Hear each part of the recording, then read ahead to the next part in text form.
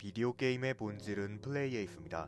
하지만 때때로 플레이보다도 스토리가 더욱 강조되는 작품 역시 존재하죠. 바닐라웨어의 게임 13기병 방위권이야말로 그렇게 보이는 대표적인 작품일 것임이 틀림없습니다.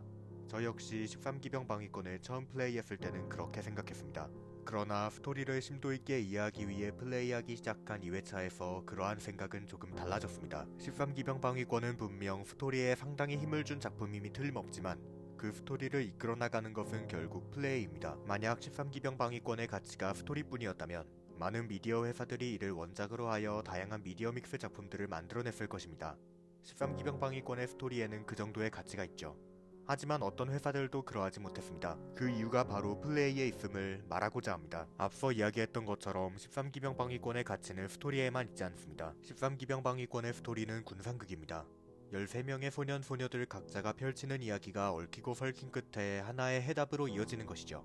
같은 장르를 가진 게임으로는 넥슨의 메이플 스토리 DS를 들 수 있겠습니다. 이쯤에서 잠시 메이플 스토리 DS가 보여주는 군상극의 스토리텔링 방식에 대해 이야기해보도록 합시다. 메이플 스토리 DS의 군상극은 전사, 도적, 궁수, 마법사로 이루어진 4명의 주인공들 각자가 펼치는 이야기가 하나로 이어집니다. 여기서 플레이어는 하나의 직업군의 스토리를 끝까지 플레이해야 다음 직업군의 스토리를 플레이할 수 있고, 그렇게 4명의 스토리를 플레이하며 각자의 이야기가 맞춰지는 모습을 볼 수 있게 되며 이것이 바로 정석적인 군상극의 스토리텔링 방식이라고 생각합니다. 13기병 방위권은 이 정석에서 이탈하는 작품입니다. 13기병 방위권의 스토리텔링은 말 그대로 뒤죽박죽입니다. 어떤 캐릭터의 스토리라도 일직선이 아닌 이리저리 뒤섞인 순서를 플레이어 스스로 선택하는 것으로 진행되고, 심지어 회상편과 분기편으로 나뉜 두 메인 파트까지 수없이 오가야 하죠. 이러한 스토리텔링 방식은 분명 13기병 방위권만의 특징이자 실험적인 것으로 보이지만 전혀 그렇지 않습니다.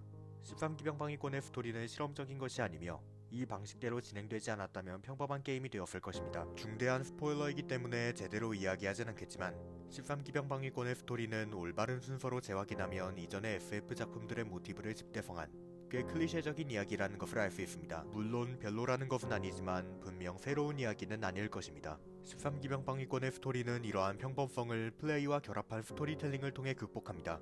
앞서 이야기한 독특한 스토리텔링은 플레이라는 행동에 의해 재미있는 것이 됩니다. 13기병 방위권의 스토리는 이리저리 뒤섞인 순서를 플레이어 스스로 선택하고 제한된 구간을 회상편과 분계편을 수없이 오가는 것으로 해제하며 진행해야 합니다. 그렇다면 의문이 생길지도 모릅니다.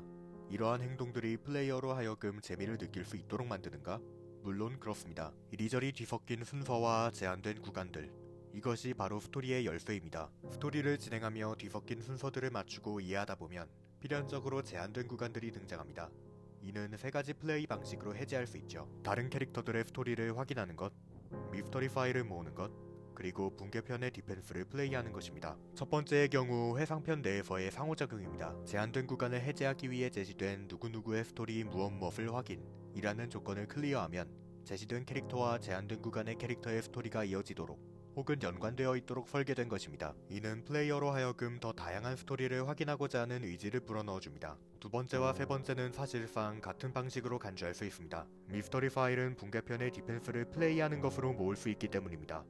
그렇다면 회상편과 분계편은 어떻게 이어질까요? 플레이어는 분계편의 디펜스를 플레이하며 다이모스에 맞서 싸우는 13명의 소년소녀들의 이야기를 확인하고 회상편의 스토리를 해제하며 회상편 후반의 진상이 분계편의 문제 해결과 자연스럽게 이어지는 쾌감을 맛볼 수 있습니다. 이는 회상편과 분계편을 오가는 행동으로 이루어집니다. 저는 끊임없이 행동을 강조했습니다. 게임에 있어 클리어를 위해 행동하는 것은 곧 플레이라고 생각하기 때문이죠. 13기병 방위권의 진정한 가치는 스토리텔링의 설계 구조가 플레이어로 하여금 스토리를 즐기기 위한 행동의 의지를 불어넣어준다는 것에 있습니다. 그렇기에 13기병 방위권은 훌륭한 미디어 믹스가 불가능할 것이라고 생각합니다. 13기병 방위권의 스토리는 오직 게임의 플레이로만 완전해지는 것이기 때문입니다. 물론 13기병 방위권에 단점이 존재하지 않는 것은 아닙니다. 분계편의 디펜스 게임이 꽤나 간단하게 만들어져 있다는 단점은 13기병 방위권을 소위 스토리 원툴 게임으로 불리도록 만들었습니다. 물론 이는 어느 정도까지는 사실입니다. 다만 저는 그럼에도 불구하고 재미있다는 사실에 초점을 맞추고 싶습니다. 분계편의 디펜스 게임은 간단하게 설계되어 있지만 간단한 만큼 재미있습니다. 물론 그러한 간단함을 싫어하는 플레이어들이 존재할지도 모릅니다. 하지만 13기병 방위권의 제작자들은 그러한 플레이어들의 존재까지도 염두에 두고 분계편을 설계한 것으로 보입니다. 분계편을 플레이하며 등장하는 스토리와 플레이 연출들은 이토록 간단하게 짝이 없어 보이는 디펜스 게임마저도 계속해서 플레이하고 싶도록 만들기 때문입니다. 특히 저에게는 이나바 미유키가 주인공들과의 교신이 끊기기 전까지 노래를 불러주는 연출이 정말 감동적으로 다가와서 스토리를 거의 까먹은 채 2회차를 시작했을 때에도 그 연출만큼은 확실하게 기억하고 있었습니다. 저는 대부분의 게임을 닌텐도 스위치로 플레이하는 편입니다. 그래서 13기병 방위권 역시 스위치로 발매된 2022년에 처음 플레이해보았죠. 물론 그 소감은 13기병 방위권이 2020년대 최고의 게임 중 하나라는 것입니다.